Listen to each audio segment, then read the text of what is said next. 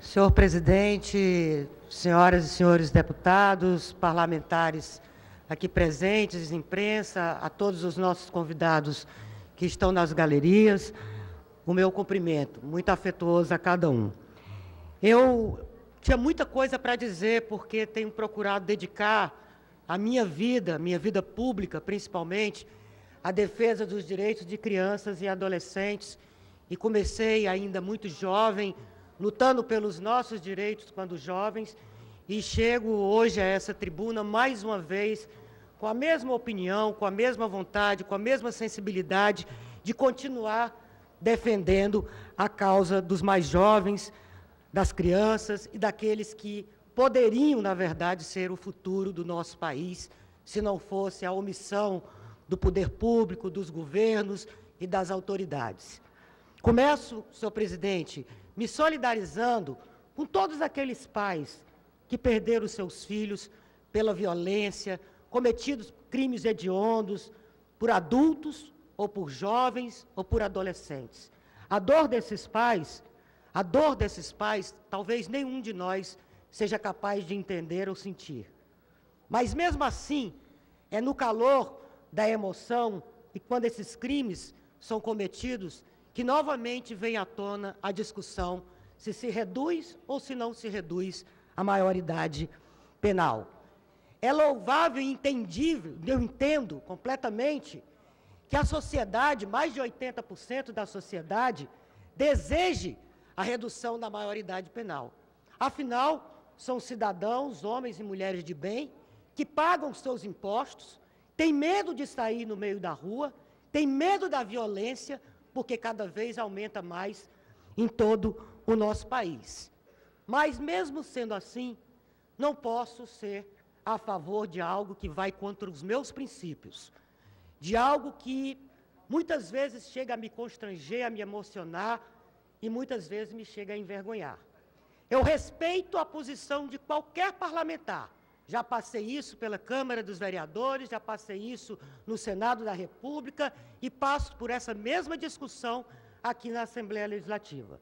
Respeito a posição de cada um dos senhores e de cada uma das senhoras. Mas mesmo com 80% da população sendo favorável à redução da idade penal, eu sou intransigente em relação a isso. Eu sou contra a redução da maioridade penal. Sou contra porque sei que não é isso que vai resolver o problema da violência no nosso país. Não é verdade aqueles que dizem que os jovens no Brasil estão impunes.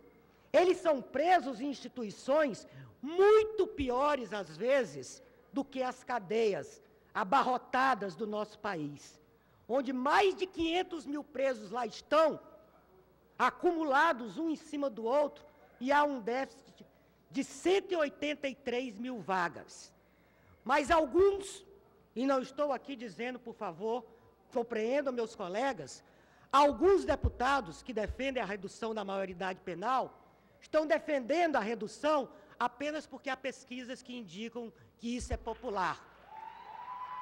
Estão defendendo a redução da idade penal porque são cúmplices daqueles governos que não querem cumprir o seu papel com a sociedade, que não querem dar escola em tempo integral, que não querem dar esporte, cultura, lazer à juventude, que não oferecem creche de qualidade, que não dão às escolas e aos professores a condição dos nossos filhos terem a melhor educação. É muito fácil ser a favor da opinião pública. É muito difícil, às vezes, defender as causas das crianças. Muitos dizem que é uma causa doce, mas não é. Na verdade, ela é espinhosa. Na verdade, ela é difícil, porque nesse país ainda não se valoriza as crianças. Ainda não se entende que elas são muito mais vítimas do que algozes. Apenas menos de 15% dos crimes cometidos no Brasil são cometidos por adolescentes. Apenas 1% desses crimes são latrocínios. Portanto, cada um que fala nesta casa, ou em outras casas, cita os casos que aconteceram. O garoto, que eu sou solidário com a sua família, que agora há pouco morreu, o Vitor, João Hélio, que eu me lembro, nós nos lembramos dos nomes e dos casos, mostrando que a criminalidade ainda, na juventude, ainda é uma exceção e não uma regra. Quero trazer alguns dados, porque muitos, e às vezes a mídia ajuda a dizer que o Brasil é um dos únicos países que utiliza a maioridade de 18 anos. Isso não é verdade. Eu tenho dados aqui, muito recentes, do Instituto de Pesquisa da América Latina, que mostra que países, por exemplo, como o Japão e a Alemanha, que tinham diminuído a idade penal, o Japão agora passou para 20 anos. A Alemanha passou para 18 anos, porque perceberam que não era isso que ia resolver o problema da criminalidade, não era isso que ia resolver o problema da violência, senhor presidente. Quero dizer e afirmar que no Brasil, em cada 100 homicídios que são cometidos, apenas 8 pessoas são punidas. Mas nós queremos botar mais jovem na cadeia, porque é mais fácil botar a poeira para debaixo do tapete. Porque é muito mais fácil fingir que isso não existe. É muito mais cômodo o governo não fazer o dever de casa. É como se um médico chegasse no hospital e dissesse assim: ele vai morrer. Mas como é que o senhor sabe que ele vai morrer? O senhor não deu o remédio? Não, não deu o remédio, mas ele vai morrer. Querem fazer isso com a juventude no Brasil. Não querem dar o remédio.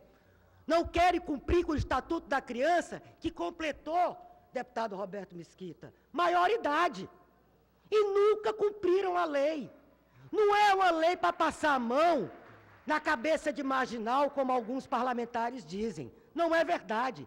Existem medidas socioeducativas que fazem com o menino, desde o momento que ele risca seu boletim, ou que ele comete um crime contra o patrimônio, ele pode ser punido.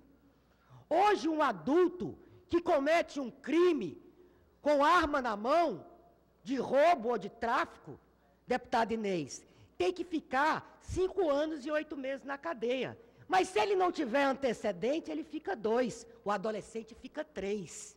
E a gente quer aumentar.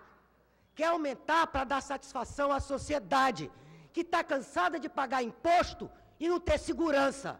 Mas não é por causa dos jovens. E eu não posso aceitar, como mãe de 4 filhos, que tiveram acesso à educação de qualidade, que tiveram de tudo do bom e do melhor, responsabilizar o filho do pobre. Dizer que a violência só é praticada contra pobre. Não é não. A violência é praticada por causa da desigualdade social, deputada Beth Rose, por causa da exclusão social, por causa do mundo que só pensa no consumismo, que só pensa na cultura do prazer. É por isso que os nossos jovens preferem ir para o crime muitas vezes, porque são empurrados, porque na hora que o governo exclui, é o tráfico, é o crime organizado que inclui. Na hora que ele vai precisar de um curso de tecnologia, um curso profissionalizante, e não encontra uma escola boa e de qualidade, é na boca do fumo, é no crack que ele vai conseguir encontrar dinheiro para pagar como os sonhos de todos os jovens e adolescentes, para ter uma vida feliz, imaginando que isso possa ser um sossego. Eu lamento muito, para encerrar, senhor presidente, lamento muito de ouvir nessa casa discursos que são absurdos, de deputados que chegaram a esta tribuna, que não respeitam a opinião contrária de nós outros, porque eu respeito, já estou concluindo, para dizer que essas proposituras são imbecilóides. Assim disse o deputado Fernando Hugo.